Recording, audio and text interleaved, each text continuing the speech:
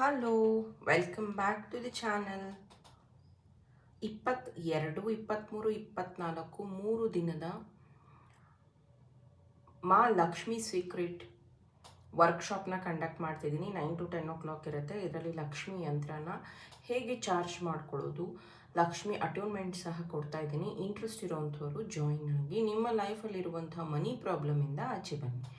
ಇವತ್ತಿನ ಟಾಪಿಕ್ ನಿಮ್ಮ person real true deep feelings candle reading ಆಗಿರುತ್ತೆ.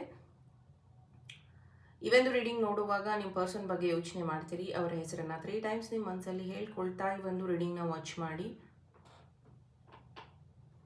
Let start.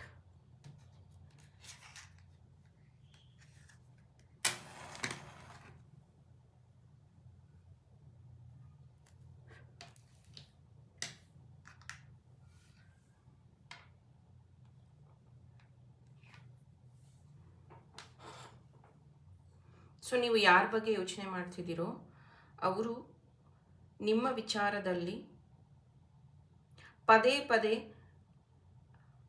ಜಗಳ ಅಥವಾ ಹಠ ಅಥವಾ ಫೋನ್ ನಂಬರ್ ಬ್ಲಾಕ್ ಮಾಡುವಂಥದ್ದನ್ನು ಮಾಡ್ತಿದ್ದಾರೆ. ನೀವು ಅನ್ಕೊತಾ ಇದ್ದೀರಾ ಇದು ಪ್ರೀತಿ ಸರಿ ಹೋಗುತ್ತೆ, ಸ್ವಲ್ಪ ದಿನ ಆದ್ಮೇಲೆ ಸರಿ ಹೋಗುತ್ತೆ, ಪೇಷನ್ಸ್ ಆಗಿ ನಾನು ವೆಯ್ಟ್ ಮಾಡ್ತೀನಿ. ಬಟ್ ಈ ವ್ಯಕ್ತಿ ಪದೇ ಪದೇ ಆ ಒಂದು ರಿಪೀಟೆಡ್ ಪ್ಯಾಟ್ರನ್, ಆ ಒಂದು ರಿಪೀಟೆಡ್ ವಿಷಯವನ್ನು ಮತ್ತೆ ಮತ್ತೆ ಮರುಕಳಿಸ್ತಾ ಇದ್ದಾರೆ.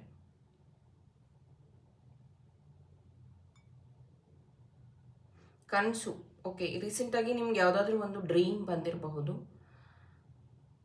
ಅವ್ರ ಬಗ್ಗೆ ಆಗಿರಬಹುದು, ಅಥವಾ ನಿಮ್ಮಿಬ್ಬರ ವಿಚಾರದಲ್ಲಿ ಒಂದು ಡ್ರೀಮ್ ಬಂದಿದೆ, ಕನಸು. ಸೊ ಅದರಲ್ಲಿ ಪಾಸಿಟಿವ್ ನೆಗೆಟಿವ್ ಏನಾದರೂ ಆಗಿರಬಹುದು, ಆದರೆ ನಿಮ್ಗದು ಭಯ ತಂದು ಕೊಡ್ತಾ ಇದೆ. ಇವ್ರು ನಾನು ಬಿಟ್ಟು ಹೋಗ್ಬಿಡ್ತಾರೇನೋ, ಇವ್ರು ನನ್ನ ಜೊತೆಗೆ ಇರೋದಿಲ್ವೇನೋ, ಮುಂಚೆ ಥರ ನಮ್ಮ ಪ್ರೀತಿ ಆಗೋದಿಲ್ವೇನೋ, ನಾನು ಇವರು ದೂರ ಆಗ್ಬಿಡ್ತೀವೇನೋ, ಈ ಥರ ಅನ್ನೆಸೆಸರಿ ಓವರ್ ಥಿಂಕಿಂಗ್ನ ನೀವು ಮಾಡ್ತಾಯಿದ್ದೀರ. ಮೇ ಬಿ ಇದು ಸ್ಕೂಲ್ ಕಾಲೇಜ್ ಪರಿಚಯ ಇದ್ದು ನೀವಿಬ್ಬರು ಮದುವೆ ಆಗಿ ಸಪ್ರೇಟ್ ಆಗಿ ಮತ್ತೆ ಈಗ ರೀಸೆಂಟಾಗಿ 3-4 ಇಯರ್ಸಿಂದ ನಿಮ್ಮಿಬ್ಬರ ಪರಿಚಯ ಆಗಿ ಮಾತು ಶುರುವಾಗಿರುವಂಥದ್ದು ಇರಬಹುದು.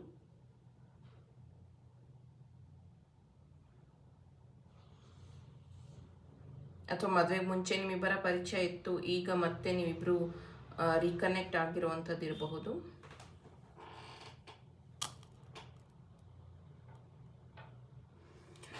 ಅವ್ರು ಹೇಳೋದು, ನೀನು ಇಲ್ಲದೆ ಇದ್ದಾಗ ನನ್ನ ಜೀವನದಲ್ಲಿ ತುಂಬ ಅಲೋನ್ ಇದ್ದೆ, ತುಂಬ ನಾನು ಕಷ್ಟ ಫೇಸ್ ಮಾಡಿದೆ, ನೀನು ನನಗೆ ಪ್ರೀತಿ ಕೊಟ್ಟೆ, ನೀನು ನನಗೆ ವಿಶ್ವಾಸ ತೋರಿಸ್ದೆ, ಐ ಆಮ್ ಗ್ರೇಟ್ಫುಲ್, ಥ್ಯಾಂಕ್ಫುಲ್ ಅಂತೆಲ್ಲ.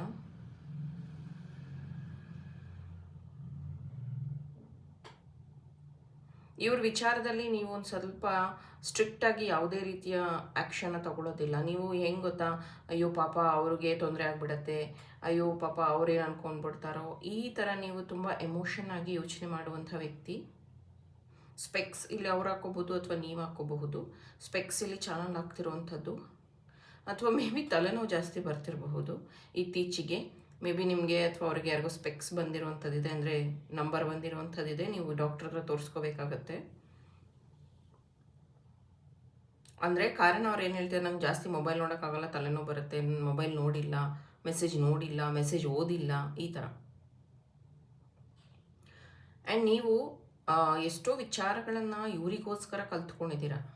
ಅಂದರೆ ಈ ಥರ ನಾನು ಕಲ್ತ್ಕೊಂಡ್ರೆ ಅವ್ರಿಗೆ ಇಷ್ಟ ಆಗತ್ತೆ, ಅಂದರೆ ಅದು ಒಳ್ಳೆ ಅಡುಗೆ ಆಗಿರಬಹುದು, ಅಥವಾ ಹಾಡು ಹೇಳೋದಾಗಿರಬಹುದು, ಅಥವಾ ಚೆನ್ನಾಗಿ ಅವ್ರಿಗೆ ಐಡಿಯಾಸ್ನ ಕೊಡೋದಾಗಿರಬಹುದು. ತುಂಬ ನೀವು ಈ ಒಂದು ಪ್ರೀತಿನ ತುಂಬ ಚೆನ್ನಾಗಿ ನಾನು ಉಳಿಸ್ಕೋಬೇಕು, ಈ ವ್ಯಕ್ತಿಗೆ ಖುಷಿಯಿಂದ ನೋಡ್ಕೋಬೇಕು ಅಂತ ಎಷ್ಟೋ ವಿಚಾರಗಳನ್ನು ನೀವು ಕಲಿತಾ ಬಂದ್ರಿ. ಸಿಂಹ ರಾಶಿ, ಕರ್ಕಾಟಕ ರಾಶಿ, ಮೇಷರಾಶಿ, ಧನಸ್ಸು ರಾಶಿ, ಕನ್ಯಾ ರಾಶಿ, ವೃಶ್ಚಿಕ ರಾಶಿ, ಮಿಥುನ ರಾಶಿ ಪ್ರೆಸೆಂಟ್ ಇರುವಂಥದ್ದಿದೆ.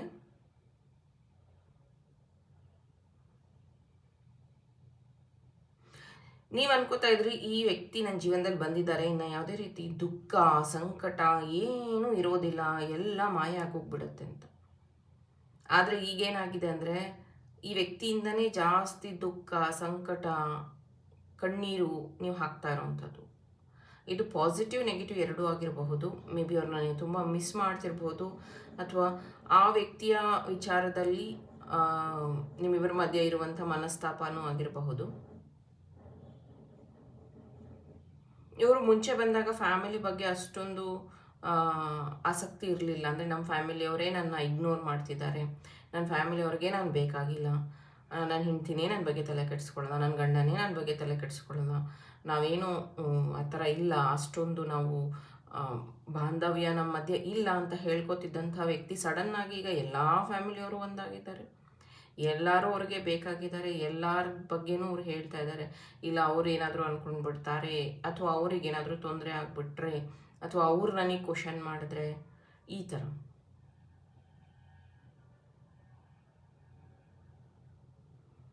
ಇಲ್ಲಿ ಕೆಲವೊಬ್ಬರು ಅಬ್ರಾಡಲ್ಲಿರುವಂಥದ್ದು, ಅಂದರೆ ಹೊರ ದೇಶದಲ್ಲಿ ಇರುವಂಥವ್ರು, ಲಾಂಗ್ ಡಿಸ್ಟೆನ್ಸ್ ಪ್ರೀತಿ ಈ ಥರ ಇರುವಂಥವ್ರು ಇದ್ದೀರಾ.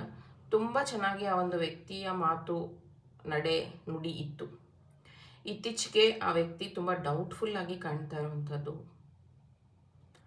ನೀವಂದರೆ ಇಷ್ಟ, ನೀವಂದರೆ ಪ್ರಾಣ, ಪ್ರೀತಿ ಅಂತ ಹೇಳ್ತಿದ್ದಂತಹ ವ್ಯಕ್ತಿ ಇವಾಗ ನಿಮ್ಮನ್ನು ಅವಾಯ್ಡ್ ಮಾಡ್ತಾ ಇದ್ದಾರೆ. ನೀನೇನಾದರೂ ಮಾಡ್ಕೊ, ನಾನು ತಲೆ ಕೆಡಿಸ್ಕೊಳ್ಳೋದ, ಈ ನಂಬರ್ ಬ್ಲಾಕ್ ಮಾಡ್ಕೊ, ನೀನು ನನ್ನ ಜೊತೆಗೆ ಮಾತು ಬಿಡು, ನಾನು ಯಾವುದಕ್ಕೂ ತಲೆ ಕೆಡಿಸ್ಕೊಳ್ಳೋದು. ಈ ಥರ ಒಂದು ರೆಡಮಿಂಗ್ ಬಿಹೇವಿಯರ್ ಅಂತಲೇ ಹೇಳಬಹುದು. ಇತ್ತೀಚೆಗೆ ನಿಮಗೆ ತುಂಬ ಪಿಂಕ್ ಕಲರ್ಸ್ ಇಷ್ಟ ಆಗ್ತಿರೋವಂಥದ್ದು. Pink colour sari, pink dress, pink because ನಿಮ್ಮ ಹಾರ್ಟ್ ಚಕ್ರ ಉಂಡಾಗಿರುವಂಥದ್ದು. ತುಂಬ ಪೇಯ್ನಲ್ಲಿದ್ದೀರಾ ನೀವು, ತುಂಬ. ಆಮೇಲೆ ನಿಮ್ಗೆ ಇತ್ತೀಚೆಗೆ ಯಾವುದೇ ರೀತಿಯ ಒಂದು ನಿಮಗೆ ಮೀ ಟೈಮ್ ಅಂತ ಸಿಕ್ಕೇ ಇಲ್ಲ. ಯಾವಾಗ ಈ ವ್ಯಕ್ತಿನ ಮೀಟ್ ಆಗ್ತಿರೋ ಜಗಳ ಮಾಡ್ಕೊಳ್ಳೋವಂಥದ್ದು. ಆಮೇಲೆ ನಿಮಗೇನು ಇಷ್ಟನೋ ಅದನ್ನು ಅವ್ರಿಗೆ ಹೇಳಿದಾಗೆಲ್ಲ ಅವ್ರು ಅದಕ್ಕೆ ಇನ್ನೊಂದೇನೋ ಒಂದು ನಿಮ್ಗೆ ಹೇಳೋವಂಥದ್ದು. ಓ ನೀನು ಎಲ್ಲದನ್ನು ದೊಡ್ಡ ಕನಸು ಕಾಣ್ತೀಯ, ಅದನ್ನೆಲ್ಲ ಈಗ ನಾನು ನಿನಗೆ ಅರ್ಥ ಮಾಡ್ಸೋಕ್ಕಾಗಲ್ಲ, ಅಥವಾ ನಾವು ಒಂದು ಟ್ರಿಪ್ಪಿಗೂ ಹೋಗೋಕ್ಕಾಗಲ್ಲ, ಅಥವಾ ನಾನು ಇವಾಗ ಯಾವುದೇ ಆ್ಯಕ್ಷನ್ನ ತೊಗೊಳಕ್ಕಾಗಲ್ಲ. ಇಲ್ಲಿ ಐಫೋನ್ ನನಗೆ ಚಾನಲ್ ಆಗ್ತಿದೆ, ಮೇ ಬಿ ನೀವು ಅವ್ರಿಗೆ ಗಿಫ್ಟ್ ಕೊಟ್ಟಿರ್ಬೋದು, ಅವ್ರು ನಿಮಗೆ ಗಿಫ್ಟ್ ಕೊಟ್ಟಿರ್ಬೋದು ಐಫೋನ್. ಅದರಿಂದನೂ ಜಗಳಗಳಾಗಿರುವಂಥದ್ದು ಕಾಣಿಸ್ತಾ ಇದೆ ಇಲ್ಲಿ. ಥರ್ಡ್ ಪಾರ್ಟಿ ಪ್ರಾಬ್ಲಮ್ ಕ್ರಿಯೇಟ್ ಮಾಡಿರಬಹುದು, ಅಥವಾ ನಿಮ್ಮಿಬ್ಬರ ಮಧ್ಯೆನೇ ಜಗಳ ಜಾಸ್ತಿನೂ ಆಗಿರಬಹುದು. There is a chances. And maybe ಈ ATM ಕಾರ್ಡ್ ಆಗಿರ್ಬೋದು, ಕ್ರೆಡಿಟ್ ಕಾರ್ಡ್ ಆಗಿರ್ಬೋದು, ಅವ್ರ ಹತ್ರ ಇದೆ ಅದು ನಿಮ್ಮ ಕಾರ್ಡ್, ಅಥವಾ ನಿಮ್ಮ ಹಣದ ಒಂದು something related to money. ATM card ಆಗಿರ್ಬೋದು, ಕ್ರೆಡಿಟ್ ಕಾರ್ಡ್ ಆಗಿರ್ಬೋದು, ಅವ್ರ ಹತ್ರ ಇದೆ ಅದು. ಅಂದರೆ ಅವರು ವೇಸ್ಟ್ ಮಾಡ್ತಾರೆ ಅಥವಾ ನಿಮ್ಮನ್ನು ಮೋಸ ಮಾಡ್ತಾರೆ ಅಂತಲ್ಲ, ವಿಚ್ ಐ ಆಮ್ ಚಾನಲಿಂಗ್, ಯಾಕಂದರೆ ಅದ್ರ ಮೇಲೆ ನಿಮ್ಮ ಹೆಸರಿದೆ. ಇಲ್ಲಿ ಗೌರ್ಮೆಂಟ್ ಜಾಬ್ಗೆ ನೀವು ಅಥವಾ ಆ ವ್ಯಕ್ತಿ ಟ್ರೈ ಮಾಡ್ತಾ ಇರ್ಬೋದು, ಅಥವಾ ಈ ವ್ಯಕ್ತಿ ಹೇಳಿರ್ಬೋದು ನಿಮಗೊಂದು ಗೌರ್ಮೆಂಟ್ ಜಾಬ್ ಕೊಡಿಸ್ತೀನಿ ಅಂತ. ಬಹಳ ದಿನಗಳೇ ಆಗೋಯಿತು, ಅಥವಾ ನೀವು ಯಾವುದಾದ್ರೂ ಒಂದು ಅಂದರೆ ಗೌರ್ಮೆಂಟಲ್ಲಿ ಟೆಂಪರರಿ ಆಗಿ ಕೆಲಸ ಮಾಡ್ತಾ ಇದ್ರೆ ಅವ್ರು ಹೇಳ್ತಾ ಇದ್ದಾರೆ ಪರ್ಮನೆಂಟ್ ನಾನು ನಿಂಗೆ ಕೆಲಸ ಕೊಡಿಸ್ತೀನಿ ಇಲ್ಲೇ ಅನ್ನೋವಂಥದ್ದು. ಅದನ್ನು ಸಹ ನೀವು ನಂಬಿದ್ದೀರಾ. ಬಟ್ ಆ ವಿಚಾರದಲ್ಲಿ ಯಾವುದೂ ಮೂಮೆಂಟ್ ನಡೀತಾ ಇಲ್ಲ, ಯಾವುದೇ ಒಂದು ಬದಲಾವಣೆ ಬರ್ತಾ ಇಲ್ಲ ಕೆಲಸದ ವಿಚಾರದಲ್ಲಿ, ಜಾಬ್ ರಿಲೇಟೆಡ್.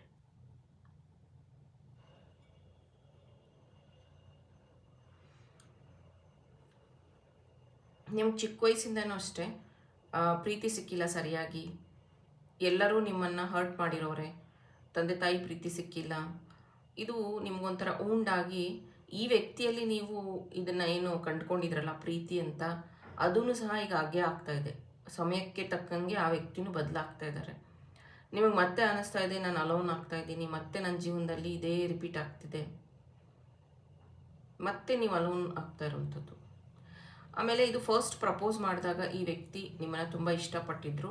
ಈ ವ್ಯಕ್ತಿಗೆ ನಿಮ್ಮನ್ನು ಬಿಟ್ಟರೆ ಬೇರೆ ಪ್ರಪಂಚನೇ ಇರಲಿಲ್ಲ. ತುಂಬ ಅಂದರೆ ಎಲ್ಲ ವಿಷಯಗಳನ್ನು ಶೇರ್ ಮಾಡ್ಕೋತಾ ಇದ್ರು. ಈಗ ಅವರು ಆನ್ಲೈನ್ ಇದ್ರೂ ಕೆಲವೊಂದು ಸತಿ ನಿಮ್ಮ ಮೆಸೇಜ್ಗೆ ಸರಿಯಾಗಿ ರಿಪ್ಲೈ ಮಾಡೋದಿಲ್ಲ, ಕೇಳಿದ್ರೆ ನಾನು ನೋಡಿಲ್ಲ ಅಂತಾರೆ. ಆಮೇಲೆ ನಿಮ್ಮ ಮೆಸೇಜಿನೂ ಅಷ್ಟೇ, ಲಾಸ್ಟ್ ಸೀನ್ನ ಅವರು ಅಂದರೆ ಗೊತ್ತೇ ಆಗೋದಿಲ್ಲ ಅವ್ರು ನೋಡಿದಾರಾ ಇಲ್ವಾ ಅಂತ. ಸಿಂಗಲ್ ಟಿಕ್ ಬಂದಿರುತ್ತೆ ಅಥವಾ ಗ್ರೇ ಟಿಕ್ ಬಂದಿರುತ್ತೆ. ಆ್ಯಂಡ್ ಅವ್ರು DP-ನ ನೋಡೋಕ್ಕಾಗಲ್ಲ, ಅಥವಾ ನಿಮ್ಮ ಮೆಸೇಜ್ನ ಓಪನ್ ಅಂದರೆ ಅದು ನೋಡಿರ್ತಾರಾ ಇಲ್ವಾ ಅನ್ನೋದು ಸಹ ಗೊತ್ತಾಗೋದಿಲ್ಲ ನಿಮಗೆ. ಆ ಥರ ಸೆಟ್ಟಿಂಗ್ಸ್ನ ಮಾಡಿರೋವಂಥದ್ದು. ಏನಾದರೂ ಹೇಳಿದ್ರೆ ಇಲ್ಲ ಅದು ಎಲ್ಲರಿಗೂ ಹಾಗೆ ಆಗತ್ತೆ, ನಿಮಗೆ ಮಾತ್ರ ಅಲ್ಲ, ಈ ಥರ ವಿಷಯಗಳನ್ನು ಅವರು ತೆಗೆದು ಹಾಕ್ಬಿಡೋದು. ಅಂದರೆ ಆ ಥರ ಏನಿಲ್ಲ, ದಟ್ ಈಸ್ ನಾಟ್ ಟ್ರೂತ್ ಅನ್ನೋ ಥರ. ಆಮೇಲೆ ನಿಮಗೆ ಮ್ಯೂಸಿಕ್ಸ್ ಅಂದರೆ ತುಂಬ ಇಷ್ಟ, ಒಳ್ಳೊಳ್ಳೆ ಹಾಡುಗಳನ್ನು ಕೇಳ್ತೀರಾ. ಬಟ್ ಇತ್ತೀಚೆಗೆ ಯಾಕೋ ತುಂಬ ಸ್ಯಾಡ್ ಸಾಂಗ್ಸ್ನ ಕೇಳ್ತಾ ಇದ್ದೀರಾ, ಓಲ್ಡ್ ಸಾಂಗ್ಸ್, ಸ್ಯಾಡ್ ಸಾಂಗ್ಸ್. ನಿಮ್ಮನ್ನು ನೀವು ಯಾಕೆ ಇಷ್ಟೊಂದು ಪೇಯ್ನಲ್ಲಿ ಇಟ್ಕೊಂಡಿದ್ದೀರಾ ಗೊತ್ತಾಗ್ತಾ ಇಲ್ಲ. ಯಾವಾಗಲೂ ಹೇಳ್ತೀನಿ, ನೀವು ಖುಷಿಯಾಗಿದ್ದಾಗ, ನೀವು ಪ್ರೀತಿಯಿಂದ ಇದ್ದಾಗ, ನಿಮ್ಮ ಮಾತು ಚೆನ್ನಾಗಿದ್ದಾಗಲೇ ಆ ವ್ಯಕ್ತಿ ನಿಮ್ಗೆ ಅಟ್ರಾಕ್ಟ್ ಆಗಿದ್ದು. ಆದರೆ ಆ ವ್ಯಕ್ತಿಯಿಂದನೇ ಯಾಕೆ ನೀವು ಇಷ್ಟೊಂದು ಸೋಬರ್ ಆಗಿದ್ದೀರಾ, ಇಷ್ಟೊಂದು ಬೇಜಾರಲ್ಲಿದ್ದೀರಾ? ಕಮ್ ಬ್ಯಾಕ್ ಮಾಡಿ, ನಿಮಗೆ ನೀವು ಪ್ರೀತಿ ಮಾಡಿ.